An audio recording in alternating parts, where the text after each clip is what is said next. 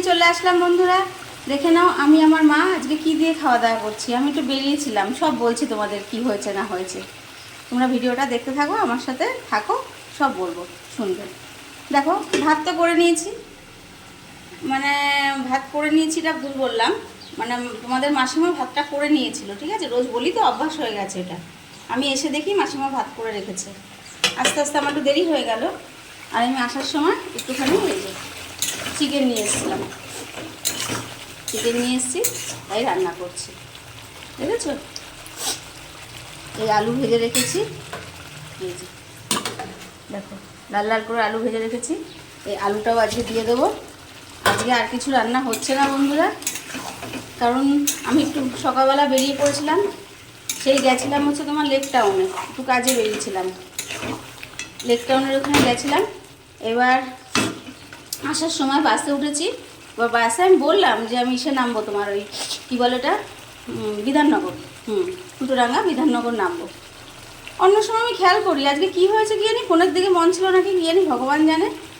এবার দেখি ফুল বাগান নিয়ে চলে গেছে আমাকে। এবার আমি কন্ট্রাক্টর দাদাকে দেখতে পাচ্ছি না, একজনকে জিজ্ঞাসা করলাম, দাদা এটা উল্টোডাঙ্গা যাবে তো এই বাসটা? বলছি উল্টোডাঙ্গা তো কখন ছেড়ে চলে এসছে, এটা তো ফুল বাগান। আমি এ বাবা বলে, আপনাকে রাস্তা পার হয়ে আবার অটো করে আপনার উল্টোডাঙ্গা স্টেশন যেতে হবে। আমি বললাম আর কী করবো, মানে এমনি তাড়াতাড়ি করি, বাড়ি আসবো, রান্না করবো, রান্নার ভিডিও পোস্ট করতে হবে, এই মাথার মধ্যে এই এক চিন্তা থাকে। তার মধ্যে মাকেও রেখে গেছি, এবার তাড়াতাড়ি বাড়ি আসবো, কোথায় তাড়াতাড়ি করি, আমারও দেরি হয়ে যায় জানো। আবার সে নামলাম বাস থেকে, রাস্তা পার হলাম অটো করে, আবার উল্টোডাঙ্গা স্টেশন এসে কপালটা তো ভালো, ভালো খারাপ মিলিয়ে আমার কপালটা যে আমিও ঢুকেছি, ট্রেন ঢুকে গেছে, নাহলে একই সময় দেরি হয়। তো যাই হোক, ট্রেনে উঠলাম, উঠে চলে আসলাম। আসার সময় আমি যে দোকান থেকে মাংস আনি, দেখি দোকানটা খোলা রয়েছে। আমি ভাবলাম এত বেলা আর পাবো, আমি বললাম হবে, আছে নাকি? বলছে হ্যাঁ।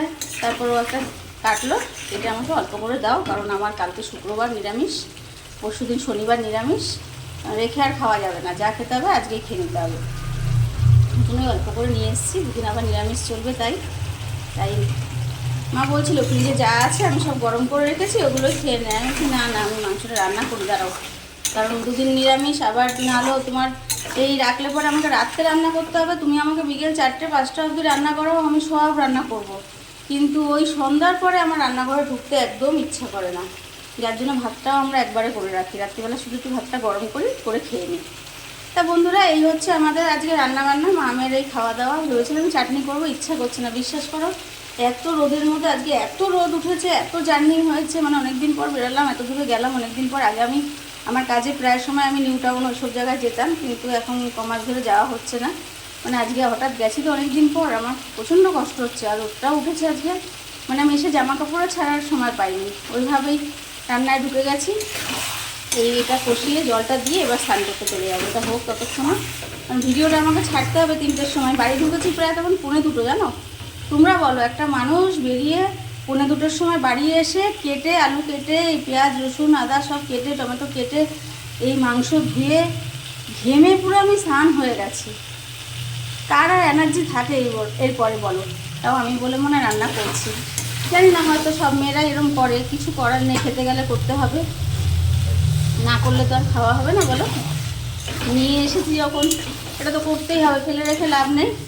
আজকে অত আর দেখো তেল ফেল দিয়ে অত কষাচ্ছি না, আজকে আর কোনো রকমই করছি, ভালো লাগছে না। আমার মনে হচ্ছে এখন কতক্ষণ আমি একটু মাথায় জল ঢালবো, স্নান করবো। প্রচণ্ড গরম লাগছে আমার, প্রচণ্ড গরম লাগছে, মানে ঘেমে পুরো আমি স্নান। আজকে এরমই থাক বন্ধুরা, আজকে বেশি আর তেল ফেল করে করছি না, গরম পড়ে যাচ্ছে। এবার একটু জল দিয়ে দেবো। তোমরা কে কী রান্না করলে আমাকে বলবে। আর আমি তো আজকে এই রান্না করেছি, আর কিছুই করলাম না, শুধু একটু শসা পেঁয়াজ স্যালাড কেটে নেবো, একটু গন্ধরাজ লেবু আছে কেটে নেবো, আমাদের এই দিয়ে খাওয়া হয়ে যাবে মামের। আর কি মা সব বার করে রেখেছি, মানে কালকের কী রান্না বান্না ওগুলো দেখতে হবে, এই মিলিয়ে মিশিয়ে হয়ে যাবে। ঠিক আছে বন্ধুরা, পুরো ভিডিওটা দেখার জন্য তোমাদের অনেক ধন্যবাদ, আমার পাশে থাকার জন্য অনেক অনেক ভালোবাসা। সবাই ভালো থেকো, সুস্থ থেকো, টাটা।